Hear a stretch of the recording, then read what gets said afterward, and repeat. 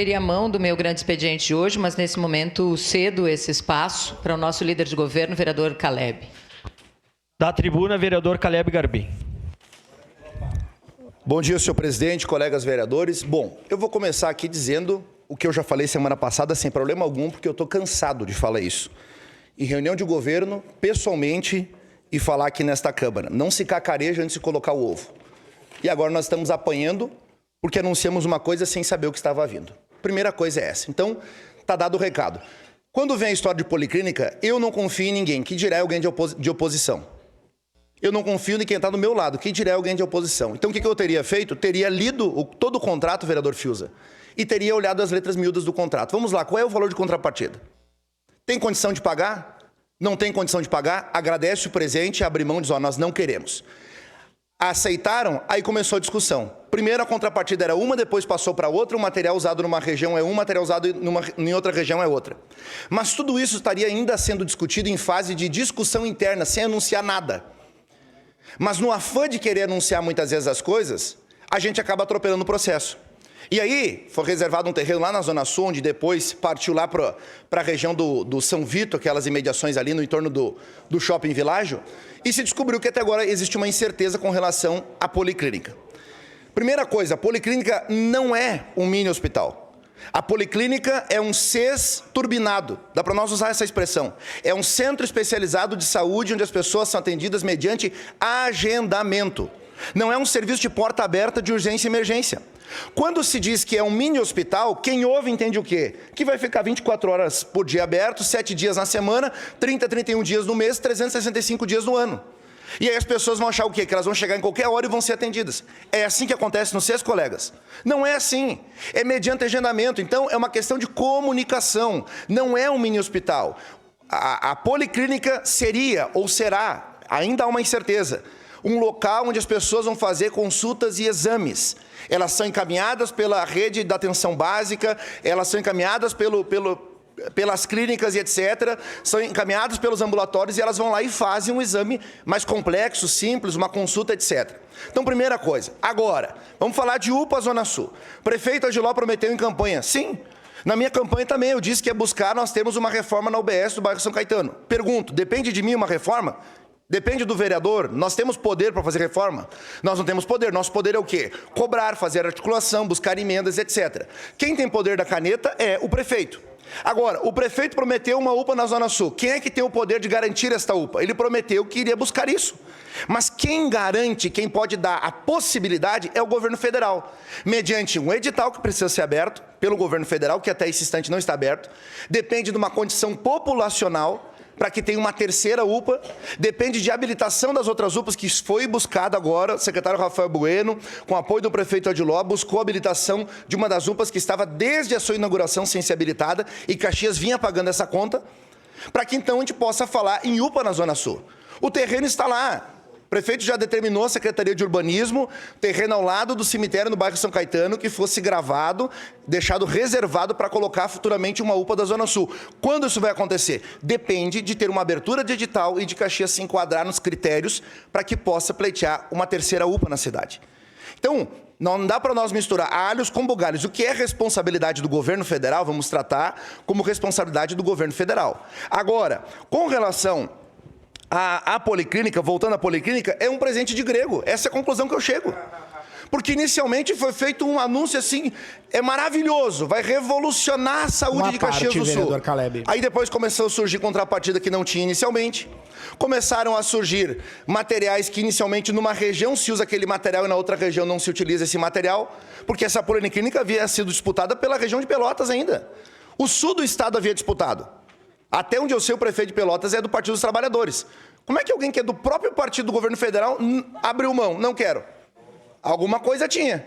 Aí, quando chegou em Caxias, a prudência me disse que deveria ter sido feito o quê? Uma análise fria e calculada. Não é porque veio pela deputada federal de Caxias, a quem nós agradecemos muitas emendas, que nós vamos... Ah, não, é um baita presente, vamos colocar em prática e vamos anunciar. Não, a gente faz uma análise, a gente faz um planejamento. E eu tenho insistido nessa tecla, nós não podemos anunciar algo sem ter um planejamento prévio. Nós não podemos sair dizendo que as coisas vão acontecer sem antes avaliar o impacto. Claro que ninguém esperava ter a situação financeira que o município passa agora. Ninguém esperava no início do governo, nós temos um impacto agora e nós estamos dependendo de fazer um financiamento.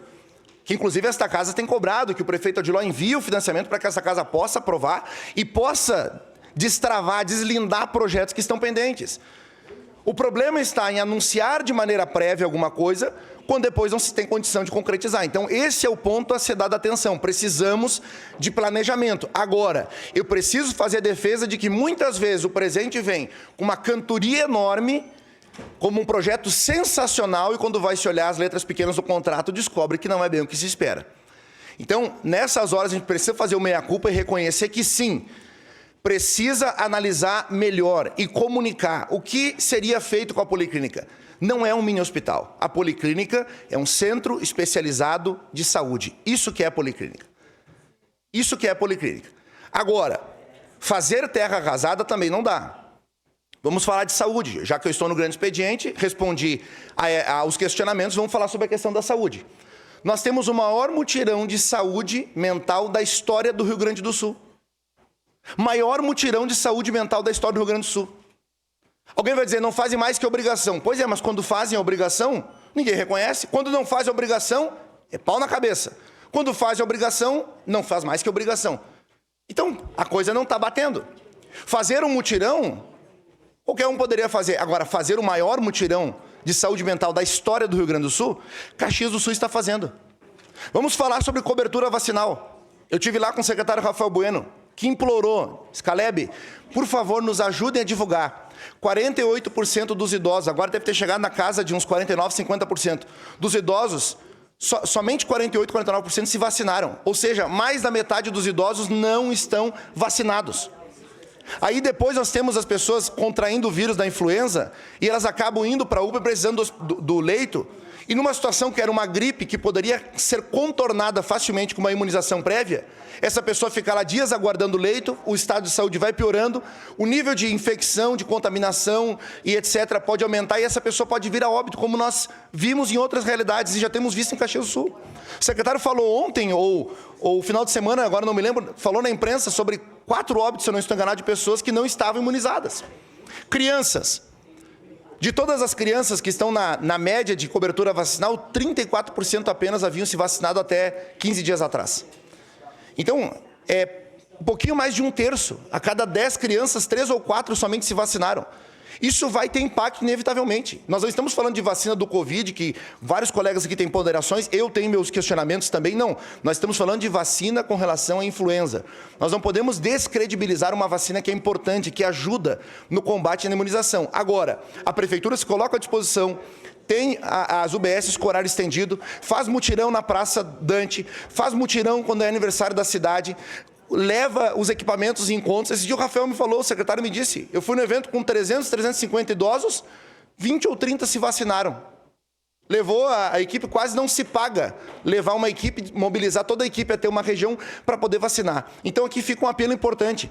Falar de saúde também é falar sobre prevenção. Falar de saúde é quando nós falamos sobre o aspecto, agora recente que eu disse, da saúde mental. Quantas pessoas foram poupadas de tirar sua vida durante esse período porque foram atendidas por um mutirão? Porque uma parceria, uma clínica foi lá e se dispôs, 1, 2, 3 clínicas, um hospital, um centro especializado foi lá e se dispôs a fazer parceria com a prefeitura, a diminuir o valor que cobraria de uma consulta, ou às vezes colocar até consultas gratuitas prestando esse serviço. Isso precisa ser exaltado, porque não é no tempo que o caos está sendo gerado quem falar em saúde mental, é no momento onde nós estamos em paz. Imagina daqui a alguns meses, quando começarem as chuvas fortes, quando vier o ninho, etc., que é o que está sendo dito. Quantas pessoas irão padecer no aspecto mental? Então, isso precisa ser dito, ser relevado. Precisa ser colocado nessa conta. Nós concordamos com as cobranças, a região sul é a minha região. Para mim foi uma grande decepção se anunciar uma obra que depois precisou ser retirada, mas tudo uma questão de comunicação, uma questão de time. Não se comunica quando não se tem certeza. E a questão de um mini hospital, nós precisamos retificar isso. Não é um mini hospital, é um centro especializado de saúde. Este é o conceito. Hospital é 24/7. Centro especializado de saúde funciona em horário comercial. Funciona mediante agendamento. As pessoas agendam a consulta e são encaminhadas para aquele local.